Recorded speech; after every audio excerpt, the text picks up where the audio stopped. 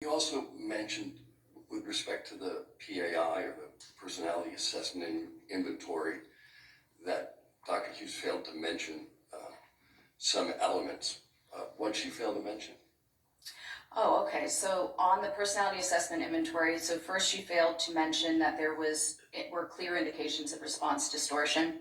She also failed to mention that Ms. Hurd scored in her score profile against their main scores. She did elevate a score for the borderline personality disorder sort of section, but that in and of itself would not indicate a diagnosis. However, the configuration of her scores overall is consistent with that, and in fact, it's one of the diagnostic suggestions given by the test itself. And then also, there's a configuration around Ms. Hurd's trauma responses on that particular test, which demonstrates that it is more likely that those symptoms were reported in relation to something in the distant childhood. It's more consistent with childhood chronic abuse than present circumstances or recent circumstances. Okay, I think you said, in addition to the issues with her own testing, Dr. Hughes misrepresented your results. She did. Can you tell us how? So, well, I would say the main issue was that she said that Ms. Hurd obtained a normal profile on my MMPI-2. All right. How do you disagree with Dr. Hughes relative to the profile? Okay, so the profile was not normal. So Ms. Hurd already had subtle elevations just by the test by itself as it came out. There were subtle elevations, but they were elevations that, if the validity scales hadn't been as elevated as they were, you might have said this person has some traits, but this isn't necessarily at the level of a true pathology. However, Ms. Hurd elevated a scale that essentially is a defensiveness scale on this test. And when you're giving this test, you always are mindful of different norms or groups who may have similar profiles. And there are certain groups of litigants who tend to elevate this scale as well. So I had that in mind. However, Ms. Hurd elevated this so much that it was far beyond the mean for the litigants that are known to have the highest levels of this scale, this defensiveness scale. And when this scale is elevated to the level that it is, you automatically understand that it is very likely that those clinical scales, I keep doing this because I'm seeing it in my head, it looks like sort of an ECT. It's sort of these peaks you see on a graph. And when you see these peaks, and you have this huge peak over here for the defensiveness scale, what you know is that these peaks are artificially, they've been lowered or suppressed based on the respondent being so defensive.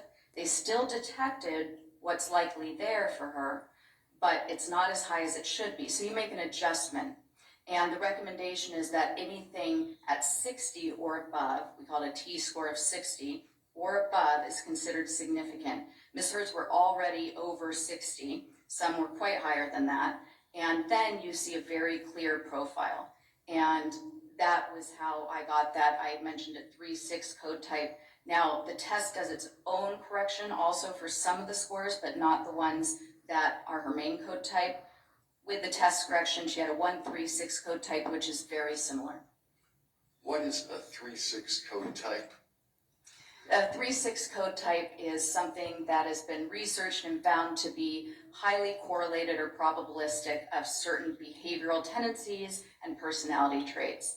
And the traits with a 3-6 code type tend to be marked by a lot of externalization of blame, a lot of denial about one's own personal faults, intentional or not intentional, but just extreme denial, hostility that is strongly controlled and suppressed. The person may not even realize how hostile they are, but family members, those closest to them, are very likely to report that they lose their temper, and when they lose their temper, it explodes. We have sort of what we call a cookbook for these code types, which will provide you with all the information that's been researched to be associated with them. And our cookbook actually states that 3-6 profile specifically tends to be associated with cruel and ruthless behavior, particularly to those who they perceive as less powerful than them and subordinates. Describe for the jury the review process that you went through relative to the MMPI. So I conducted a very methodical analysis of the scores. I do this for every test, and I also did it when I was reviewing Dr. Hughes's scores. So what you haven't seen that's in Discovery is that I created a 25-page outline just of her scores with, and it's sort of a table. So I'll put the score, I'll do it in sections so that I can understand different groupings, different research studies, and I start with looking at all the validity scales. So I put in the score, and I'll even color the table to show me if it's kind of in the high zone, moderate zone, or low. And then if it's low, is it a significant low score, or is it just low so it doesn't mean anything?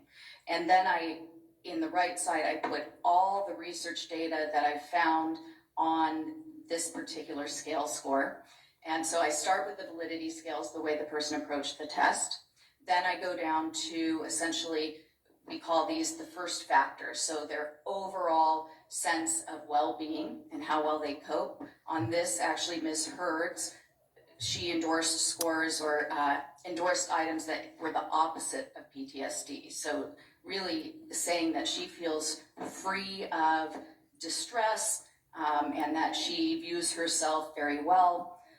So then I go down to control, self-control, loss of control, coping abilities, and I put in the scores that are associated with that in the research and the test development. Then I go down to clinical and personality pathology, and I look at all the scores that are significant there, first with the top level main scores, then with all of the different sub-scores, again, citing the research, the meaning, the level of elevation, and what that means. And then I do comparison with different research groups. So for Ms. Hurd, I did a section that looked at all sorts of different scores that have been implicated with a PTSD presentation to see if any of those were consistent. I can't remember how many there were. I think I put 13 on there, but I could be wrong. But I believe that there was only one that could even be, in some research, is sometimes associated with it, but it was general anxiety, which turned out to be more trait specific. I looked at the scores that are typical of women with IPV. Hers were not consistent at all with those. I looked at the scores that were consistent with people who are frequently in litigation. Hers actually were very highly correlated with those. That tends to be also consistent with a 3-6 code type, and the reason for that is believed to be that they tend to perceive themselves often as victims who need to avenge wrongs.